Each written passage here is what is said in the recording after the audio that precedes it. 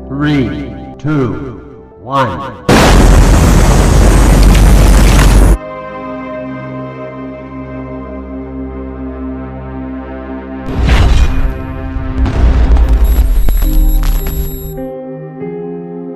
Stay steady and look ahead.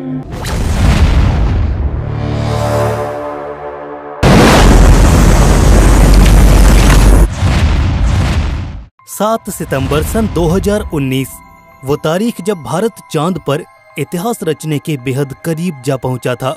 मगर धरती से करीब 3.5 लाख किलोमीटर दूर उस शाम चांद पर एक अनहोनी घटना ने 140 करोड़ हिंदुस्तानियों के सपने पर पानी फेर कर रख दिया था। सालों की कड़ी मेहनत और करोड़ों रुपयों की लागत वाला ये मिशन अपने अंतिम पड़ाव पर जाकर इस हादसे की भेंट चढ़ गया और बदकिस्मती से हमें इस नाकामी का सामना करना पड़ा। मगर हिंद के लोगों का जज्बा पहाड़ से भी ऊंचा और अटल है। महज 4 सालों के वक्त में ही भारत फिर एक बार चांद को अपनी मुट्ठी में करने के लिए तैयार है। जी हाँ, ये है इसरो का चंद्रयान 3 मिशन जो जल्द ही पृथ्वी से अपनी मंजिल चांद की ओर जाएगा। आइए आज चंद्रयान 3 के बारे में डिटेल्स के साथ जानते हैं आखिर कैसे ये स्पेसक्राफ्ट ल्यूनर एक्सप्लोरेशन और एस्ट्रोनॉमी के क्षेत्र में नए कीर्तिमान गढ़ेगा, कैसे इसरो का ये नेक्स्ट जनरेशन मिशन अपने प्रीडेसेसर चंद्रयान 2 से अलग और ज्यादा कारगर होगा, और इसके अलावा भी ढेर सारी बातें होंगी आज की इस वीडियो में। तो नमस्कार दोस्तों, आप देख रहे हैं रहस्य टीवी स्पेस। तो चलिए शुरू करते हैं। जैसा कि आप सभी जानते हैं कि चंद्रयान 3 इसरो के पिछले मून मिशन चंद्रयान 2 का ही एक फॉलो ऑन मिशन है, जिसके तहत इसरो एक लैंडर और एक रोवर को चांद के साउथ पोल पर उतारना चाहता है। ये काम बेहद पेचीदा और जटिल है, क्योंकि अतीत में ऐसा करने की कोशिश में कई सारे स्पेसक्राफ्ट्स नाकाम हो चुके हैं। फिर चाहे वो इजराइल का बेराशीत लैंडर हो या फिर एक private Japanese aerospace company ispace का हकूटो आर लैंडर हो, ये दोनों ही मून मिशन ऐन वक्त पर कुछ सॉफ्टवेयर ग्लिचेस के कारण फेल हुए। पर वहीं जहां फेलियर्स की मिसालें हैं, वहीं कामयाबी की नजीरें भी मौजूद हैं। हाल ही में चांद पर उतरा चाइनीज लैंडर चैंग E4 एक क्रांतिकारी मिशन साबित हुआ, जिसने चांद की फार साइड पर उतरकर न केवल इतिहास रचा, बल्कि बहुत सारे यूनिक एक्सपेरिमेंट्स को कैरी आउट करके अपनी एक हिस्टोरिकल प्रेजेंस भी नोटिस कराई। बात करें अगर पिछली दफा हुए चंद्रयान 2 के फेलियर पर, तो 7 सितंबर सन 2019 का ये दिन तो आपको याद ही होगा। पूरा देश अपने अपने घरों में पड़े टीवी सेट से चंद्रयान 2 की लैंडिंग का ये नजारा देख रहा था। वहाँ श्री हरिकोटा में खुद प्रधानमंत्री नरेंद्र मोदी इसरो के दफ्तर में इस ऐतिहासिक घटना के साक्षी बन रहे थे। मगर लैंडिंग के चंद लम्हों पहले अचानक कुछ ऐसा हुआ जिसने सबका दिल तोड़ कर रख दिया। इस घटना ने हमें ये और नजारा देखने पर मजबूर कर दिया। जी हाँ, हम बात कर रहे हैं चंद्रयान 2 के लैंडर फेलियर की। दरअसल उस शाम सब कुछ सही चल रहा था, तभी अचानक शेड्यूल लैंडिंग टाइम से कुछ मिनटों पहले विक्रम लैंडर के ऑनबोर्ड कंप्यूटर में मौजूद एक सॉफ्टवेयर में ग्लिच आ गया। ये सॉफ्टवेयर विक्रम लैंडर की एक सेफ और स्मूथ लैंडिंग के लिए बेहद जरूरी था। ऐसे में इसका फेल हो जाना एक बहुत बड़ी मुसीबत को दावत देना था। यहाँ ग्राउंड कंट्रोल को इस बात की खबर कुछ देर से चली। इस सॉफ्टवेयर के माल फंक्शन करते ही इस लैंडर का कनेक्शन ऊपर ऑर्बिट में घूम रहे ऑर्बिटर से टूट गया। नतीजतन चांद की सतह से महज 2 किलोमीटर ऊपर हमने विक्रम लैंडर से संपर्क खो दिया, और तेजी से डिसेंट परफॉर्म कर रहा विक्रम लैंडर बेकाबू होकर नीचे चांद की ओर गिरने लगा।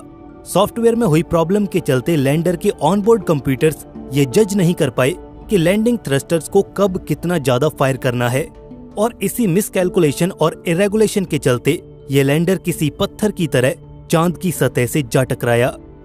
ऑब्वियसली चांद की सतह से इतना जोरदार टक्कर के बाद इसे भारी फिजिकल डैमेज पहुंचा होगा, जिस कारण इसरो की तमाम कोशिशों के बाद भी इससे संपर्क स्थापित नहीं किया जा सका। वैसे इससे कांटेक्ट बनाए रख पाना भी कोई आसान काम नहीं था। अब क्योंकि इसरो इसे चांद के फार साइड पर उतारना चाहता था। फार साइड से मेरा मतलब चांद का वो हिस्सा जो हमेशा अंधेरे में घिरा रहता है।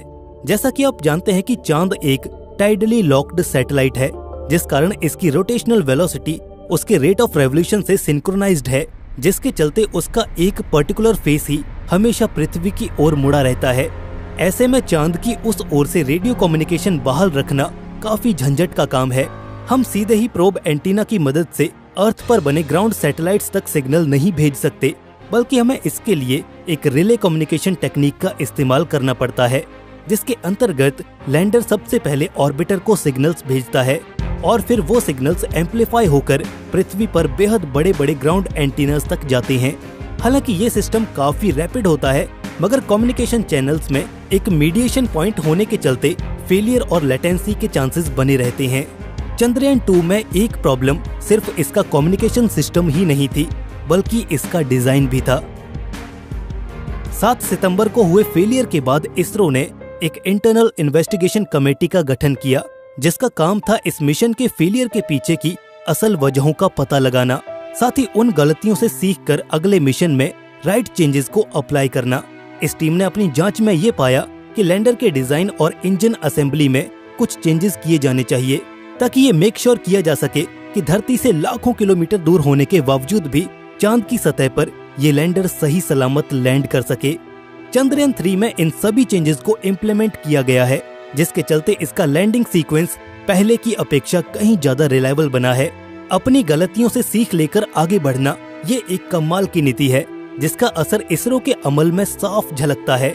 आइए अब बढ़ते हैं आगे और एक नजर डालते हैं चंद्रयान 3 के उद्देश्यों की ओर। इसरो की ओर से चंद्रयान 3 का मुख्य उद्देश्य चांद पर एक सफल और सुरक्षित लैंडिंग बताया गया है। इसके अंतर्गत इसरो अपनी हाईएस्ट टेक्निकल कैपेबिलिटीज का इस्तेमाल करते हुए चांद के साउथ पोल पर एक सॉफ्ट लैंडिंग परफॉर्म करने की कोशिश करेगा। इस प्राइमरी ऑब्जेक्टिव के अलावा इस मिशन के अंतर्गत बहुत सी साइंटिफिक रिसर्च और एक्सपेरिमेंट्स को भी कैरी आउट किया जाएगा, जिससे ल्यूनर एक्सप्लोरेशन और इंटरप्लेनेटरी साइंस को एक शानदार बूस्ट मिलेगा। अपने प्रेडिसेसर मिशन की ही तरह चंद्रयान 3 का भी एक अहम मकसद चांद की जियोकेमिस्ट्री को समझना है। इस कड़ी में चंद्रयान 3 के साथ जा रहा है विक्रम लैंडर और प्रज्ञान रोवर, जो वहां पर ढेरों साइंटिफिक एक्सपेरिमेंट्स परफॉर्म करेंगे, जिसमें फोटोमेट्रिक्स और ऑनबोर्ड सेंसर्स के इस्तेमाल से ल्यूनर सॉइल का परीक्षण भी शामिल होगा। आज से करीब 1 दशक पहले जब भारत ने अपने पहले ल्यूनर मिशन चंद्रयान की सहायता से चांद की सतह पर तरल पानी की मौजूदगी का कंफर्मेशन किया था, तो सब हैरान रह गए थे। इस बार इसरो का प्लान कुछ और बड़ा करने का है। चंद्रयान 3 अपने मुख्य उद्देश्यों में से एक मून के हाइड्रोमेट्रिक्स को डिकोड करना भी लेकर चल रहा है। ऐसे में ऑर्बिटर की अब तक की रिसर्च से मिले डेटा को फर्दर बेस बनाकर ग्राउंड पर मौजूद लैंडर्स और रोवर्स ल्यूनर सॉइल और रॉक्स को एग्जामिन करेंगे, जिससे हम उनमें मौजूद वाटर और सिमिलर कंपोनेंट्स को बारीकी से देख पाएंगे। ये चांद की जियोग्राफिकल कॉम्पोजिशन और केमिस्ट्री को समझने की ओर एक बड़ा और निर्णायक कदम होगा, जो आने वाले वक्त में ल्यूनर कॉलोनाइजेशन जैसे बड़े गोल्स को सर्व करने में कॉम्प्लीमेंट्री साबित होगा। इन भारी भरकम जिम्मेवारियों और करोड़ों लोगों की अपेक्षाओं का बोझ अपने कंधों पर लिए चंद्रयान 3 जल्द ही धरती से रवाना होगा। इससे पहले कि हम इसकी काबिलियतों का मूल्यांकन करें, ये बेहद जरूरी होगा कि इसकी टेक्निकल स्पेसिफिकेशंस और डिजाइन पर भी एक नजर डाल ली जाए। आफ्टर ऑल, किसी भी स्पेस मिशन की कामयाबी या नाकामी के पीछे यही फैक्टर्स तो जिम्मेदार होते हैं। इसरो का चंद्रयान 3 मेजरली 3 कंपोनेंट्स के साथ आता है। इसमें एक लैंडर, एक रोवर और एक प्रपल्शन मॉड्यूल शामिल होगा। पिछली दफा इस प्रपल्शन मॉड्यूल की जगह एक ऑर्बिटर था, जो फिलहाल चांद की ऑर्बिट में मौजूद है और बखूबी अपने काम को अंजाम दे रहा है। खैर, इस प्रपल्शन मॉड्यूल का काम चंद्रयान 3 के कॉम्पोजिट स्पेसक्राफ्ट को अर्थ से लॉन्च के बाद चांद की ऑर्बिट तक पहुंचाना होगा। इसके बाद लैंडर यूनिट इससे डिटैच होकर चांद की सतह की ओर डिसेंट परफॉर्म करेगी। वहीं प्रपल्शन मॉड्यूल ऑर्बिट में ही रहकर चांद की परिक्रमा करेगा। साथ ही लैंडर और ग्राउंड कंट्रोल के बीच एक कम्युनिकेशन के लिए बतौर रिले भी काम आएगा। अगर आप इसके डिजाइन को देखेंगे तो पाएंगे कि ये एक बॉक्सी शेप का कंपोनेंट है, जिसके एक साइड पर ऑनबोर्ड कंप्यूटर और कम्युनिकेशन सिस्टम को पावर करने के लिए सोलर पैनल्स लगाए गए हैं। वहीं टॉप पर एक सिलेंड्रिकल सा स्ट्रक्चर देखने को मिलता है, जो कि एक्चुअल में लैंडर यूनिट के लिए एक डॉकिंग पोर्ट के रूप में काम करेगा।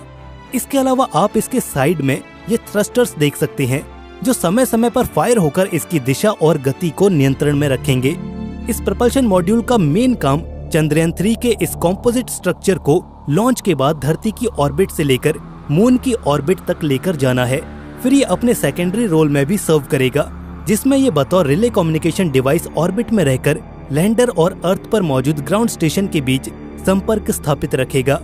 इसी बीच एक एक्टिव कम्युनिकेशन मेंटेन रखने के लिए IDSN यानी कि इंडियन डीप स्पेस नेटवर्क का इस्तेमाल किया जाएगा। इसके बाद बारी आती है इस मिशन के सबसे अहम कंपोनेंट विक्रम लैंडर की। ये लैंडर एक बॉक्स की शेप में है।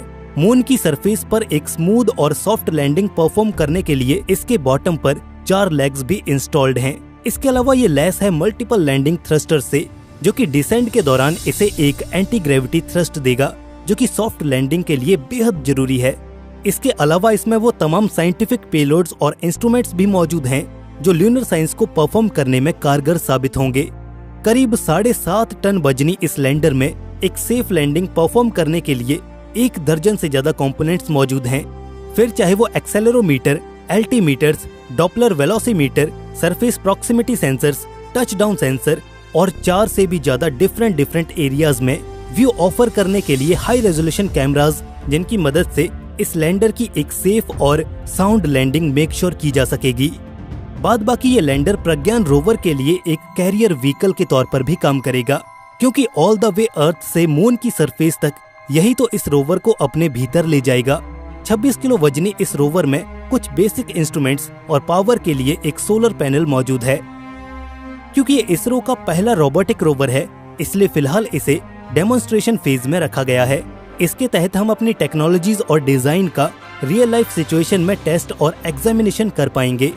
And that's pretty much all about this mission.